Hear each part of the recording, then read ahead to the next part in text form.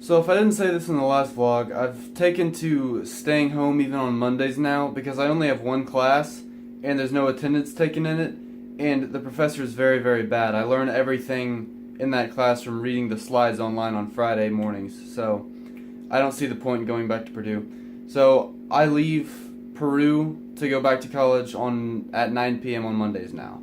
So I have a three and a half day weekend every single weekend. So that's why I'm here on a Monday night. However, I just want to complain about something. I pulled my first all-nighter in college last night, and it was completely unintentional. I was home, I was trying to sleep. In fact, I was going to take my sister to high school this morning, which I did because it was her first day back after spring break and she didn't have a car.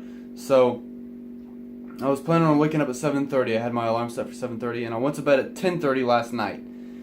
And I kid you not, I laid awake until 6 a.m. That's 7.5 hours of laying there. It is the most miserable experience of my life. Alright, that might be a little bit of an exaggeration. I mean, adjusting to college was pretty bad. There were some other bad things in there too. What I'm saying is it sucked.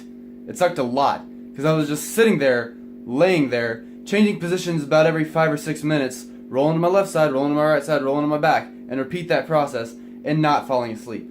There were several times where I got up to just get a drink of water in the kitchen, pace around in the living room for a little while, and then I just lay back in bed and just stare at the ceiling, close my eyes, and try and fall back asleep. Right now, I think I'm running on maybe 1 to 2 hours of sleep max, and I have to drive back to Purdue, and to be honest, it makes me a little bit nervous because I know sleep-deprived people drive about as well as intoxicated people. But I don't feel that bad. I just know that I'm not in a good way right now. I was going to work out today, but I'm not going to do that because working out on 2 hours of sleep is bound to get me sick. Also, I've noticed that people they're different in how they respond to a lack of sleep.